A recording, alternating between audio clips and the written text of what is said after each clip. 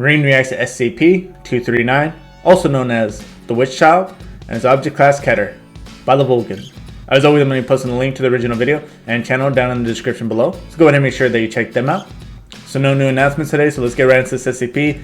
For what I do know about it, all I know is that it's Keter, so it's going to be a pain in the ass to contain, and it could most likely possess an incredible threat to human race if it did escape containment. Other than that, I got nothing else. Before we get into the actual video though, don't forget to like, subscribe, it really does help me out a lot.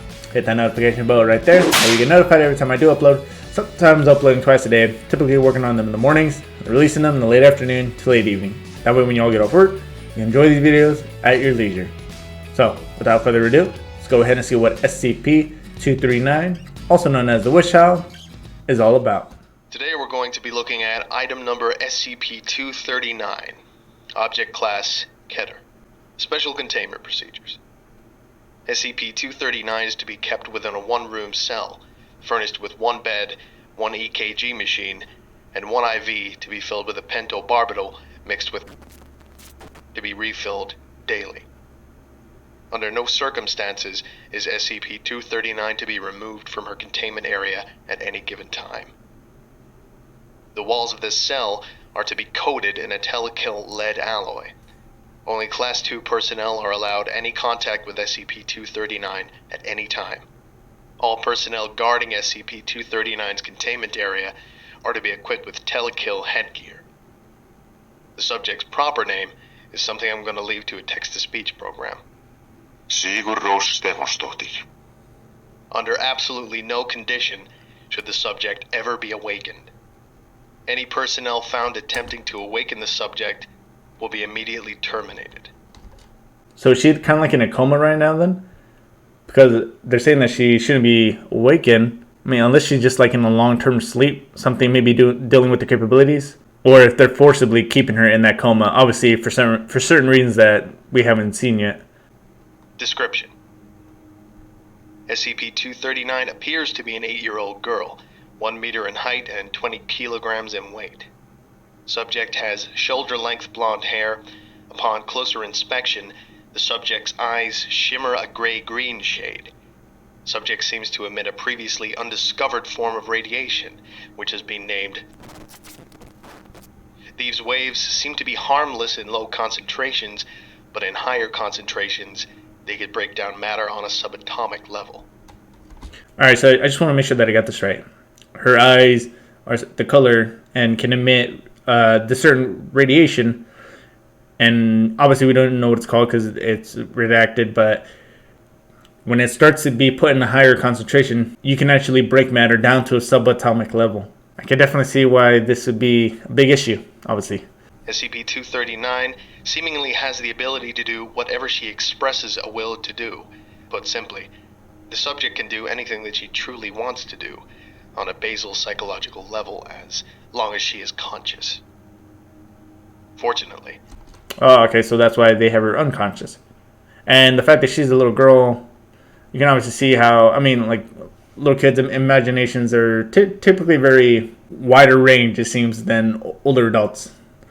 And if she can will anything, and if she's able to do anything she truly wants, like how they said here, you can imagine that it might just be something simple, like an ice cream cone, but it could be some kind of monster that, you know, like the whole monster under the bed thing, and then maybe manifest. So she literally has, in my opinion, godlike power.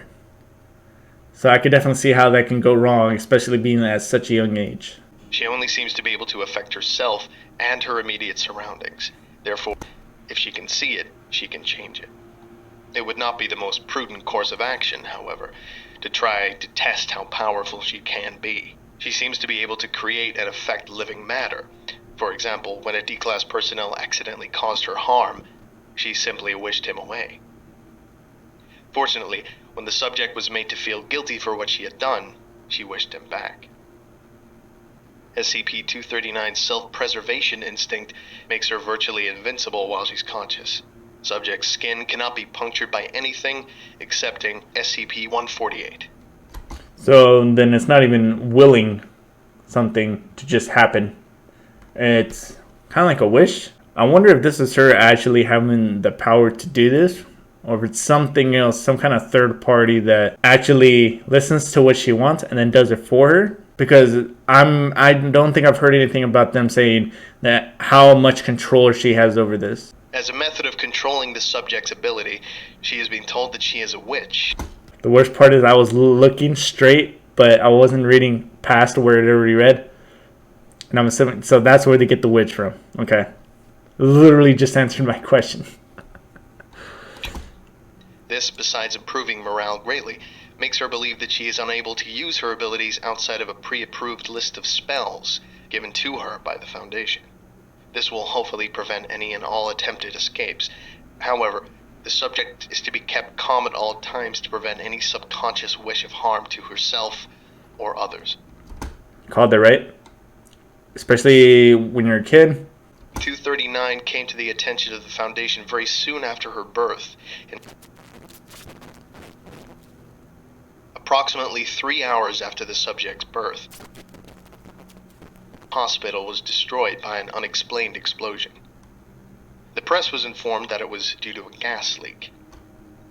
SCP teams were dispatched shortly to search the site for any abnormalities. The only living person they were able to locate was SCP-239.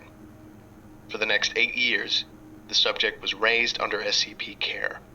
As of 20, subject is to be kept in a medically induced coma until further notice. This decision was made by...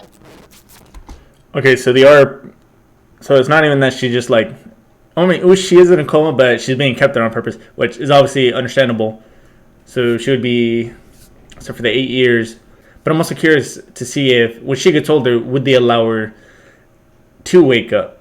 Or would they keep her in a coma forever? Or would they actually have her with them as a thaumiel? I mean, it's technically, even if she wakes up, she can literally do anything. I'm also curious to see what are the extents of her actual anomalous capabilities. I don't think there's been any test referencing that. SCP-239 is permanently contained in Site-17. Note from Dr. dated the 26th of December, 2004. Who the hell thought it would be a good idea to tell her about Santa Claus, and then tell her that it was just a story? Now we have another potential SCP to deal with, but we can't catch him because he is, quote, magic. Dr. A. Clef's report. My analysis of the situation has led me to the conclusion that SCP-239 is an unacceptable containment and security risk, although several proposals have been made, using her for containing other SCPs.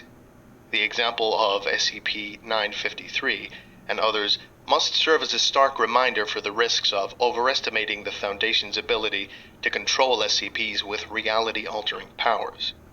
I would therefore like to make the following proposal.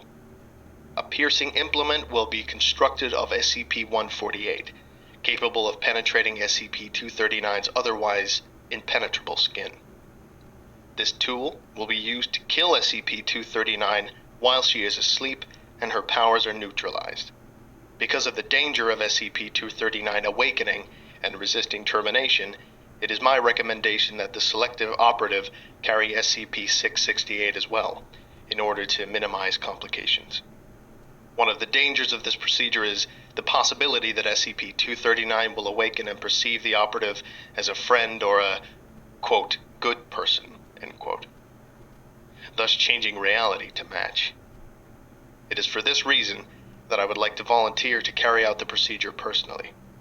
A review of my personnel file should indicate that should allow me to carry out the operation even after a reality shift of this nature. Clef. Alright, so let's talk about that for a minute. Obviously, the video was pretty short, but this definitely brings a lot of possibilities, at least with this SCP. The fact that she can basically wish anything. Like she wished Santa, right? But in that case, it seems like it's always done, not only obviously when she wants to physically do it, but also when she was doing it subconsciously, as they stated, right? So if it can also be done subconsciously, it seems like it could be volatile. Like, every little thought could somehow be turned into whatever it is that she's thinking, or even not even knowing of what she's thinking. So as I was saying, it's really understandable why the SCP Foundation would do this, but if somehow when she was older, it would be possible to not necessarily like get her under control, but just to let her know really,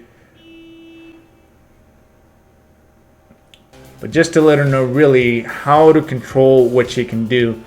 Because kind of like they said, I think the SCP Foundation underestimates some of these SCPs that they claim that they can contain. And if you had someone like her, right, and you do what they were doing, they put the witch so that she thinks that it only works with a certain set of spells and has to follow a strict rule list, it could be very beneficial in the long run. But then again, it is risky. What if she were to think like she wanted the whole world just to disappear? Then it's bye-bye world. I mean, honestly, I feel sad for this SCP, but it's like, this is just one of those tricky situations where I guess your own morals would have to come into it. But go ahead and let me know down in the comments below what you think.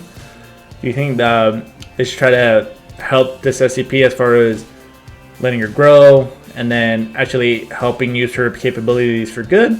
Or do you think that they should just neutralize her? And that's going to go ahead and do it for this video. Don't forget to like, subscribe, really does help me out a lot. Hit the dislike button if you didn't like it. It helps me improve the channel. If you're curious to see what videos are coming up next, check the description down below. You're going to see a list of about 5. From top to bottom, it's going to be how I view them. Knowing that I'm going to be posting 2 Warhammer videos on those top 5 from now on. Just because I want to make sure that I'm getting some Warhammer on a consistent basis to understand the lore better. But until then, I'll see you all in the next video. Bye.